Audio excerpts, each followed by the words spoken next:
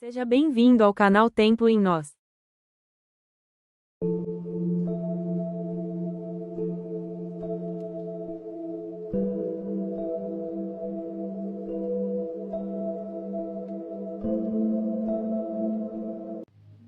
Shalom, gente. Tudo bem com vocês? Eu vim hoje passar a continuação do nosso vídeo da outra semana.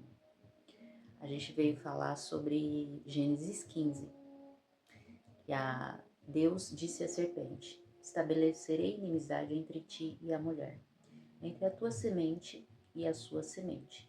Isso quer dizer, entre o descendente da mulher e o descendente da serpente. Porquanto este lhe ferirá a cabeça e tu lhe ferirá o calcanhar. Então, o descendente da mulher vai ferir a cabeça da serpente e o descendente da serpente ferirá o calcanhar do descendente da mulher. Isso quer dizer o quê? Que o descendente da mulher seria Yahushua HaMashiach. E o descendente da serpente são as pessoas do mal, né? Que existe até hoje. Naquela época eram os fariseus. E hoje em dia são as pessoas que estão no topo, né? Os Illuminati, e entre nós os psicopatas em si. Essa inimizade que Deus estabeleceu entre a mulher e a serpente foi porque quando a serpente seduziu a mulher ficou meio que enamorada da serpente, que foi o anjo caído, né?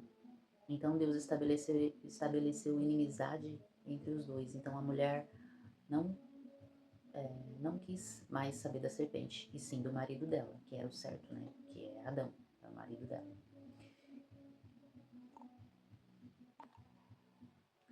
Então, essa separação que Deus fez entre o descendente da mulher e o descendente da serpente foi aquela parábola que Cristo falou do joio e do trigo. O trigo são os descendentes da mulher e o joio os descendentes da serpente. Então, assim, o joio são as pessoas más desse mundo que são comandadas pelos demônios. Muitas pessoas que também não são joio, que estão sendo enganadas e comandadas por demônios, elas, na verdade, elas são vasos de misericórdia, mas com o engano da serpente, com o engano do inimigo, elas estão sendo levadas para o mal.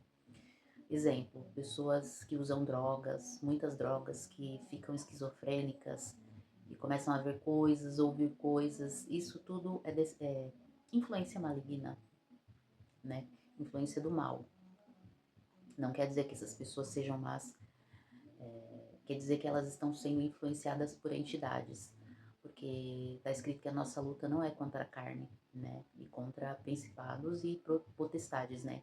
Que são esses espíritos malignos que influenciam as pessoas a pecar. E é o que eu digo, nós o trigo, nós podemos sim ser influenciados por essas entidades, pois a nossa carne milita, né, contra o espírito. E essas entidades, elas usam a nossa carne para nos fazer pecar. Por isso que muitos poucas pessoas entrarão no reino, porque o joio é joio porque é mau, né? Já nasce mal. E o trigo muito é influenciado, né, por causa da carne. Então, muitos poucos conseguirão entrar, né, por causa dessa influência maligna. Então, quando Jesus ele desceu aqui, quando ele encarnou aqui na Terra e depois ele foi morto e ressuscitou, que esse foi o propósito dele aqui na Terra, ele pisou na cabeça da serpente. Como? Ele deu a vida por nós, né? E assim ele conseguiu ser glorificado pelo Pai. Então ele foi ressuscitado, desceu à mansão dos mortos e ele prendeu Satanás, pois na época Satanás estava solto. Tanto que foi ele que levou Jesus ao deserto para tentar ele, né?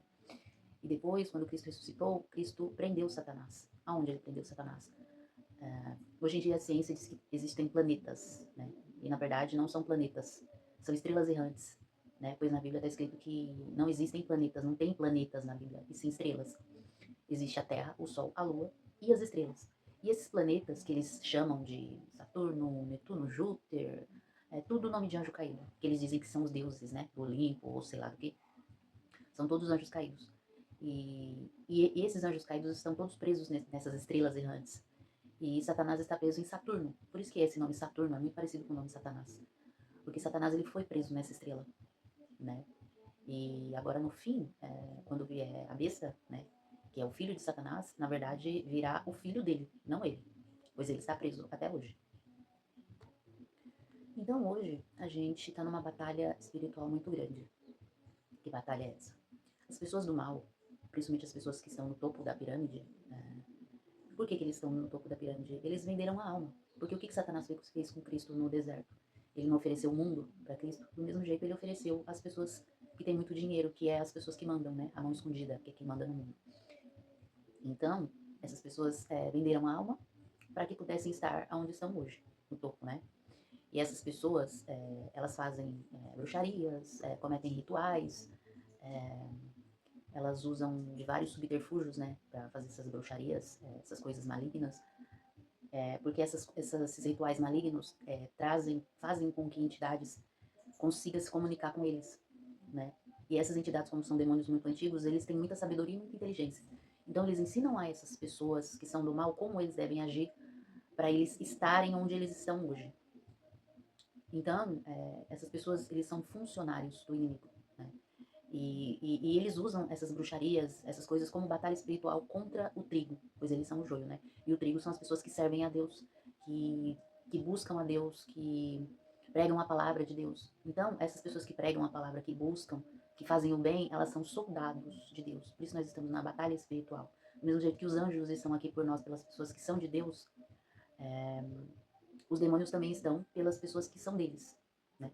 Então, nós estamos sim em uma batalha espiritual. Se você é uma pessoa que você prega, que você ajuda, que você fala de Deus, que você está no caminho correto, você é um soldado de Deus. Agora, as pessoas que estão no caminho oposto, que tem gente que acha que nem existe, essas pessoas que fazem bruxaria, que fazem rituais, a maioria não acredita nisso. E é exatamente o que Satanás quer, que você não acredite que ele existe, que você acredite que essas pessoas não fazem essas coisas, que essas coisas são coisas ultrapassadas, que não existe mais. Existe, só que não é divulgado, ninguém sabe, entendeu? Então, do mesmo jeito que nós estudamos sobre a Bíblia, sobre Deus, nós também temos que conhecer o inimigo. Não para fazer o que eles fazem, mas para saber como agir sobre o mal, né? Para saber que o mal existe, para saber que o mal está ali, para saber onde o mal age, né? Então, se você ler Mateus 13, deixa eu ver aqui, Mateus 13, 24 e 30, que fala sobre a parábola do joio e do trigo. Que fala que o inimigo plantou o joio no meio do trigo. Na verdade, as pessoas que são psicopatas, elas são muito parecidas conosco, né? Fisicamente eles são parecidos conosco, mas internamente a mente deles, a alma deles são opostas a nós. Por quê? Porque eles têm espíritos malignos dentro deles. Como assim? Os psicopatas, eles não são pessoas doentes. Eles são pessoas que eles têm um desvio de caráter muito grande. Não é uma coisa que tem cura. Não tem cura porque não é uma doença. É um desvio de caráter. Eles cometem atrocidades, cometem coisas ruins, muito ruins, e não sentem remorso, não sentem arrependimento, não têm empatia. E eles já nascem assim, desde criança. Alguns dias, até passou alguns casos de criança, de um menino de 9 anos que entrou num mini zoológico com ratinhos, coelhos, essas coisinhas assim, e ele matou muitos desses animaizinhos. Por que isso? Porque é uma criança que já nasceu com a psicopatia. Então, é uma criança que ela já nasce assim e conforme vai passando o tempo, ela só vai aperfeiçoando aquela maldade. Entendeu? Ela começa com animais pequenos, depois começa com maldade com os irmãos, com alunos na escola, depois na adolescência, não sei, com amigos, com namorada, com os pais dentro de casa, até eles cometerem uma atrocidade muito grande. Porque do mesmo jeito que nós vamos nos aperfeiçoando com o tempo, eles também vão se aperfeiçoando, né? Então, essas pessoas que são psicopatas, que não têm empatia, não têm arrependimento, eles vão nascer e vão morrer assim. Então, eles são guiados por espíritos malignos, né? E como eles já nascem assim, o que eu aprendi nesses estudos, né, que eu venho fazendo, É que assim, a ressurreição existe depois que nós morremos. A ressurreição, nós morremos e nós ressuscitamos quando? No final, quando for o dia do julgamento, o dia do Senhor, todos nós ressuscitaremos. Agora, a ressurreição, não é ressurreição, como que os espíritas falam? Não é ressurreição, lembrei, é reencarnação. A reencarnação, ela existe, mas ela só existe para os seres malignos. Ela não existe para o trigo, ela só existe para o joio. Por quê? As pessoas malignas, elas fazem bruxarias e rituais para que certos demônios, eles reencarnem no corpo de uma pessoa. O que eles fazem? Eles fazem rituais sexuais. Eu não sei se vocês já leram na Bíblia que existe prostitutos e prostitutas rituais. Por quê? Essas pessoas, elas fazem rituais sexuais para que essas crianças venham ao mundo. E o que acontece? Ela vem num corpo, num vaso, vamos dizer que o nosso corpo é um vaso. Só que não vem uma alma que Deus pôs ali, vem um demônio no corpo dessa criança. Então, ela nasce um psicopata. Então, ela não nasce com uma alma de trigo, ela nasce com uma alma demoníaca, entendeu? Por quê? Através desses rituais. E não é só através de rituais também, é através de através de pecados muito graves, pecados sexuais muito graves. Vamos dizer assim, muita promiscuidade, muita coisa assim que não é aprovada por Deus, e de várias gerações, porque existem maldições hereditárias. Então, vamos dizer assim, que a sua avó cometeu muitos atos ilícitos sexuais, o seu pai, e continuou com você, entendeu? Então, essa maldição de geração em geração, e continuando sem com que a pessoa pare de pecar, e sem com que a pessoa se arrependa, nessa continuação de pecado, pode vir a nascer um psicopata, pode vir a nascer uma entidade maligna dentro do vaso, entendeu? Dentro do corpo da pessoa. E tem também a Bíblia que fala sobre a besta. Por que a Bíblia fala a besta? Porque o que acontece? O animal, ele não tem consciência. Ele faz, tipo, ele tá com fome, ele vai lá e mata e come. Ele não tem uma consciência do bem e do mal como nós, seres humanos. Então, nós não temos que nos comparar com animais. Animais não têm consciência. Nós temos consciência do bem e do mal. Os animais não. Então, quando a Bíblia diz a besta, ela quer dizer que a besta, ela age como um animal. Por quê? Ele não tem consciência. Ele sabe muito bem o que é o bem e o que é o mal. Só que ele está ali para satisfazer as suas vontades e os seus desejos, sem pensar no que o outro está sentindo, assim como um psicopata. Então, por que a Bíblia chama a besta? Porque ele age justamente como um animal, simplesmente para satisfazer as suas vontades e os seus desejos. Não como o trigo, que pensa no próximo, né? Pois é um mandamento de Deus. Tudo que nós fazemos para nós, que gostaríamos que fizessem para nós temos que fazer pelo próximo, né? Isso diferencia o joio do trigo. Então, a besta, ele será um ser maligno e será um ser que não pensará no bem do próximo. Ele vai pensar em satisfazer as suas vontades, simplesmente, assim como um psicopata. E eu acredito que ele será, né, um psicopata. Então, dentro da mulher de Eva foram colocadas duas sementes, assim como o joio e o trigo. A semente da mulher era Abel, que era filho de Adão. E a semente da serpente era Caim, que era filho do anjo caído, que seduziu Eva no Éden. Então, se vocês prestarem atenção na genealogia de Adão, eu não estou falando na genealogia de Caim e nem na genealogia de Sete. Na genealogia de Adão. Quem vem ali? O nome de Caim está na genealogia de Adão, porque tem ali na Bíblia a genealogia de Adão, a genealogia de Caim e a genealogia de Sete. Então, a genealogia de Adão começa do filho dele, que é Sete, e vai indo até lá na frente. Né? Está falando da genealogia de Adão. Abel era filho de Adão, mas está morto. Então não está contando na genealogia de Adão. Caim está vivo. E por que ele não está na genealogia de Adão? Né? A gente tem que se perguntar isso. Depois, na Bíblia, que vem genealogia de Caim. Entendeu? Só que é a genealogia de Caim, não de Adão. Na genealogia de Adão está Sete e a continuação. Abel não está porque está morto. Caim não está morto. Só que não está ali na genealogia de Adão. Aí depois vem a genealogia de Caim, que é Enoque e a continuação. e depois a genealogia de Sete. Só que assim, o único que está na genealogia de Adão é Sete. Caim não está. Por que será? Né? Temos que nos perguntar todos os detalhes da Bíblia, temos que buscar todos os detalhes da Bíblia. E na genealogia de Adão, também tem um detalhe ali escrito sobre Sete, que Sete era a imagem e semelhança de Adão. Então, esse é mais um detalhe que eu acho bem legal, assim, da gente prestar atenção. Por que de Caim não é falado na genealogia de Adão? E quando se fala de Sete, tem esse detalhe, que Sete era a imagem e semelhança de Adão. Temos que prestar muita atenção nisso também. Então, nós que estamos no caminho de Deus, que somos o trigo, a diferença entre nós e o joio é que todos nós somos pecadores, sim. Só que quem é trigo, ele está sempre se arrependendo e ele não peca conscientemente. Porque ele sabe, como o trigo lê a Bíblia, ele sabe muito bem o que é pecado. E quando ele peca, ele não peca conscientemente. É uma coisa, o nosso corpo, ele é muito falho.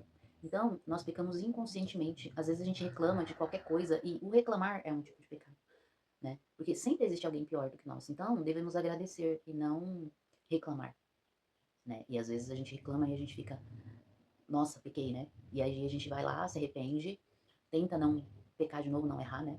Esses pecadinhos que a gente comete, né? Sem ter consciência, assim, que é uma coisa muito rápida e automaticamente na hora a gente já se arrepende e tenta se corrigir, né, ao longo da vida, né?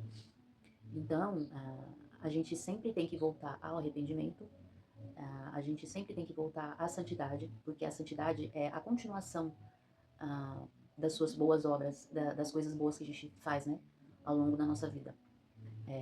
A renúncia do pecado, né, da carne.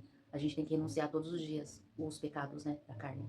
Porque como nós estamos nesse vaso, nessa carne, todos os dias nós somos levados a pecar, né? Pois nesse mundo há muitas influências ruins, né? Muitas influências que nos levam a pecar. A TV nos leva a pecar, a celular nos leva a pecar, redes sociais, Instagram, cobiça, inveja, né? Tudo que a gente vê durante o dia nos faz pecar, né? Tudo que a gente passa durante o dia nos faz pecar. Por quê? Porque tudo que a gente passa durante o dia é uma prova, né? Nós estamos sendo provados todos os dias para ver o quanto pecaremos, né? Quanto pecamos, né? Então a gente tem sempre que ficar de olho nisso. E essa é a essência do Evangelho. É a renúncia, o arrependimento e a santificação, né? Essa é a essência do Evangelho. Todos os dias temos que renunciar à nossa carne, nos arrepender dos nossos pecados e nos santificarmos. Santificarmos é continuarmos a praticar o bem, continuarmos a renunciar os pecados da carne. Isso é santificação. Santo não é aquele que ele fala que é o São Pedro, é o Santo Antônio, é o São João, é não sei o que. Isso aí, gente, é coisa de idolatria. O único Deus é o Deus de Abraão, Isaac e Jacó, Yahweh Zebaot. Esse é o único que a gente tem que seguir. E a Jesus Cristo. Através de Jesus Cristo chegaremos ao Pai. Sem Jesus Cristo não chegaremos a lugar algum, né? Então, tudo que eles dizem que é santo, na verdade, são imagens, né, de adoração. E isso na Bíblia é pecado. A gente adorar imagens, que nem na Bíblia, se você for estudar a Bíblia a fundo, você vai ver que Pedro teve um homem que se ajoelhou a Pedro. Pedro disse, não se ajoelhe, pois eu sou um irmão como você. Então, os apóstolos, eles não admitiam que ninguém se ajoelhasse para eles. As pessoas tinham que se ajoelhar a Deus ou a Jesus Cristo, né? Então, os apóstolos são irmãos como nós, eles não são mais. A gente não tem que adorar apóstolo, a gente não tem que adorar discípulo, a gente tem que adorar a Cristo e ao Pai, Yahuwah. Então, esses são os únicos que nós devemos adorar, né? Tá escrito, se você estudar direitinho a palavra, você vai chegar a essa conclusão. Então, gente, a gente não tem que seguir teologia dos templos de pedra, que nem a pessoa vai lá no templo de pedra, aí chega lá como se Deus fosse um Deus geográfico, aí chega lá e tá lá o pastorzinho de calça apertada, chega de carrão lá no templo de pedra, Rolex no pulso, cabelinho na régua, todo, né, metidinho lá e o pessoal adorando lá o pastorzinho, né? E isso é idolatria, né? A pessoa que fica lá todo arrumadinho, todo, né, bonitinho, todo na vaidade, com harmonização no rosto, né? Tem muitas igrejas não, né? Templos de pedra, porque a igreja somos nós, está dentro de nós. Mas tem muito pastor assim, e as pessoas ficam adorando esses pastores. Tudo que esses pastores dizem é verdade, eles acham que é verdade. Nem de pastor a gente tem que chamar essas pessoas. O único pastor e salvador é Jesus Cristo. Então, nós devemos adorar somente a Jesus. E, e é isso que está errado, gente. Adorar pastor e adorar político. Que muito brasileiro faz. Enquanto a gente não mudar e se arrepender, gente, Deus não vai ter misericórdia de nós. Então, não ficar adorando político, adorando pastor, achando que político vai salvar o Brasil. A gente sempre teve político, sempre teve esse sistema de política. E é onde a gente chegou até hoje. Mudou alguma coisa? Não muda. O único salvador é Jesus. É o único que vai vir e vai salvar os seus, né? É o único que nós devemos adorar e acreditar. Então, gente, vamos parar com esse negócio de adorar político, porque o que acontece? O político, ele é um funcionário público. Na verdade, eles deviam nos servir. E o que acontece? Nós os servimos com o nosso dinheiro, né? Pagando impostos exorbitantes, né? Que é o que a gente faz. E também, gente, eu venho falar sobre os louvores, porque o que acontece? A maior parte dos louvores que eu ouço, eles vêm falando sobre Deus servindo ao homem. Isso também é uma idolatria. Deus, as músicas cantando, porque Deus vai te ouvir e vai te salvar e vai te dar isso, vai te dar aquilo, como se Deus fosse o gênio da lâmpada, né? Que ele estivesse ali para nos servir. Não, é o oposto. Nós estamos aqui para servir a Deus. Nós somos os servos de Deus. Então, os louvores que eu sei que são verdadeiros são os louvores que elevam a Deus, que glorificam a Deus, que dão os adjetivos maravilhosos a Deus, né? Que adoram verdadeiramente, né, a Deus. Então, esses louvores, a maioria eu não ouço por causa disso, porque a maioria é um louvor ególatra ao ser humano. Então, gente, a parte que diz que o descendente da mulher pisará a cabeça da serpente, é isso. Jesus, ele veio, ele encarnou entre nós, ele morreu, deu a vida por nós e ele ressuscitou. E nisso, ele pisou na cabeça da serpente, porque ele teve, o Deus o glorificou e o deu poder para que ele prendesse Satanás. E nessa dele prender Satanás, ele nos deu a salvação, né? E a parte que diz que a cobra picará o calcanhar, né, de Jesus, está falando sobre o martírio de Jesus na cruz, né? Que foi esse foi o modo da cobra picar o calcanhar de Jesus, da descendência da mulher. Foi o martírio de Jesus na cruz e o martírio dos apóstolos e discípulos, né? E dos discípulos também até hoje, que estão sendo perseguidos pela palavra de Deus, pelo nome de Jesus, né? Essa também foi uma forma da serpente picar o calcanhar, né? Do descendente da mulher, né? Mas nós vamos vencer, né? Nós estamos, no fim, nós vamos vencer, né? Porque o que importa não é essa vida aqui na Terra, porque essa vida aqui na Terra é só ela. É uma vida única, é uma vida passageira, como um nevoeiro, e é uma vida frágil, né? Então, nós temos sim que amar ao próximo, porque nós não sabemos o dia de amanhã, até quando estaremos aqui, né? Só Deus tem o poder de saber até quando viveremos, né? Quando será a nossa morte, só Deus sabe. O único que teve sabedoria suficiente para saber o dia da sua morte foi Jesus Cristo, que já sabia, né, quando ele iria morrer. Nós não temos, né, nenhum poder, nenhuma sabedoria para saber o dia da nossa morte, só Deus sabe. Então, nós temos que aproveitar e amar ao próximo, amar a nossa família em primeiro lugar, né, porque a nossa família é o nosso próximo, né.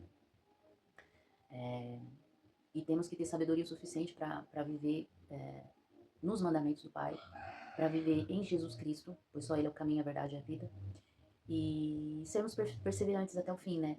Nos mantermos em renúncia, nos mantermos em arrependimento e nos mantermos em santidade, que essa é a essência do Evangelho. Então, temos que estar sempre firmes, perseverantes, pois se continuarmos assim, nós venceremos como Jesus venceu, né? Então, gente, essa foi o versículo 15, né? Porque cada versículo tem muitos segredos, né? Muitas coisas. Então, gente, brigadão por vocês terem me ouvido. Se vocês tiverem alguma pergunta, vocês podem vir aqui nos comentários e perguntar, né? Que eu vou fazer questão de ver os comentários e responder a todos. E eu peço que vocês curtam e compartilhem, tá bom? A palavra de Deus é o nosso jeito de guerrear contra o mal, né? Vamos ser soldados, vamos escolher um lado, não vamos ser mornos, vamos ser frios ou quentes. E o melhor, se você quiser a vida eterna, é sermos quentes, né? Então, vamos compartilhar a palavra, né? Já que você não vai falar a palavra, pelo menos compartilhe para que chegue ao mundo, né? Pois essa é uma maneira de nós estarmos guerreando contra o mal. Falou? Tchau, gente. Shalom para vocês. curte, comenta e compartilha.